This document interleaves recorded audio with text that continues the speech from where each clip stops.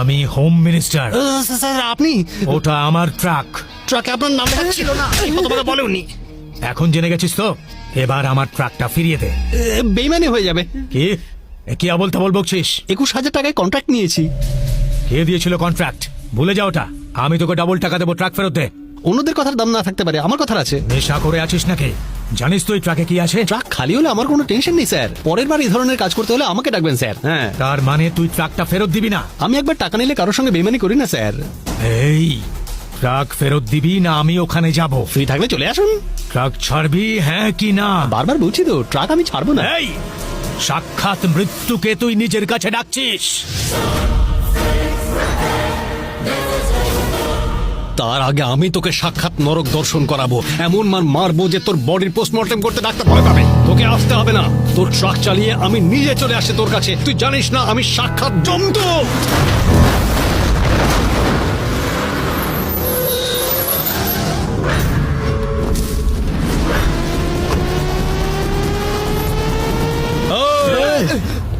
Reverse চল।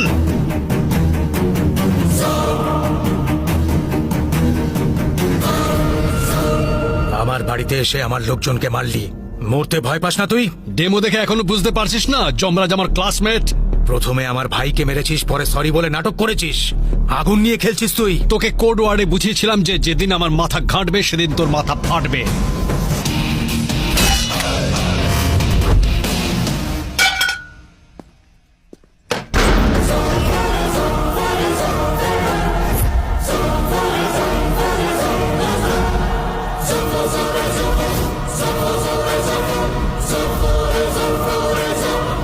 টাকা সেখানে গেছে যেখানে টাকার যাওয়া উচিত ছিল।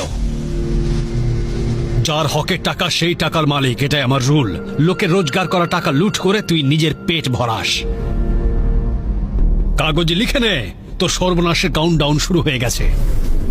উইকেন্ডের আগে তোর দি এন্ড করে দেব। এই উইকেন্ডে আমি স্ট্রবেরি খেতে মহাবালেশ্বর যাচ্ছি। দম থাকলে কিছু করে দেখাস, আমি ইকো পয়েন্টে থাকবো। আর হ্যাঁ, তুই ওখানে গেলে কিন্তু আর ফিরে আসবি না, কারণ ওখানে তো সমাধি বানিয়ে লাল রং করে দেব ওপরে। স্যার দেখুন, কেউ আমাদের নামে কেস করেছে। আমাদের নামে কেস করেছে? কে সে? রতন নামের কেউ একজন। এই রতনটা আবার কে? ওই যে জুতো পলিশ করছে। জুতো পালিশ করছে, ও কেস করেছে? স্যার, আমরা যেখানে মল বানিয়েছি সেখানকার ওনার সার্ফি কোর্ট থেকে নোটিশ পাঠিয়েছে আমাদের মলটা খালি করে দেওয়ার জন্য। পদ্মাবতীটা আবার কে? বেগুন নিন, পটল নিন, শাক নিন, টমেটো নিন। বুঝলে ভাই, আজকাল কোর্টে যত কেস আসছে সবই দেখছি প্রপার্টি রিলেটেড। খুব অদ্ভুত ব্যাপার তো। আর সব কটা কেসেই দেখছি হোম মিনিস্টারের 50% শেয়ার রয়েছে। আর আমি তোমায় বলছি যে হোম মিনিস্টার কেসগুলো হারবেই। কেউ একজন হোম মিনিস্টারকে টার্গেট করেছে।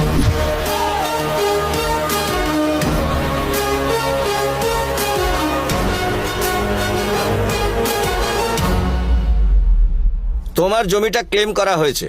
যদি জমিটা সত্যি তোমার হয় তাহলে তুমি জমির কাগজপত্র পেশ করো। এই যে স্যার পেপার, সার্ভে নাম্বার 100 আর 101 আমাদের নামে আছে।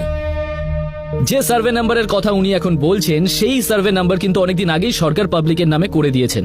এই হলো তার কপি স্যার। স্যার, ওই জমির সেল অর্ডারের পেপারগুলো আমার ক্লায়েন্টের নামে আছে, আপনি যদি চান দেখতে পারেন। ইওর অনার, এই জমিটা হয়তো সরকারের নামে থাকা উচিত ছিল অথবা গরিবদের নামে। এই জমিটাকে কেনা বা বিক্রি করা অপরাধ। সরকারি তরফ থেকে সেটা পরিষ্কার করে জানানো হয়েছিল। এই হলো তার প্রমাণ।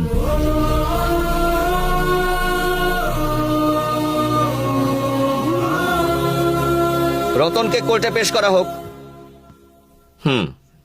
হুজুর, ছোটবেলা থেকে রাস্তায় বসে জুতো সেলাই করি। আমার বাপ ঠাকুরদাও এই কাজ করেছে। আমার ছেলে পুলেরাও হয়তো এই কাজ করতে করতেই মারা যাবে। কয়েক বছর আগেও ওই জমিটা খালিই ছিল। তারপর একদিন সরকারি লোক এলো আর বলল যে এখানে গরিব মানুষদের বাড়ি হবে। আর শেষ পর্যন্ত ওখানে একটা হোটেল হলো। কিছু একটা গোলমাল হয়েছে বুঝেছি, কিন্তু আমাদের কথা আর কে শুনবে। একদিন একজন এলেন, তিনি স্বপ্ন দেখালেন যে ওখানে আমাদের বাড়ি হবে। ওই জমিতে আমাদের কোনো লোভ নেই, যতদিন হাত পা আছে আমরা খেটে খাবো। কিন্তু সেই মানুষটাকে ধন্যবাদ দেবো যিনি স্বপ্ন দেখিয়েছিলেন।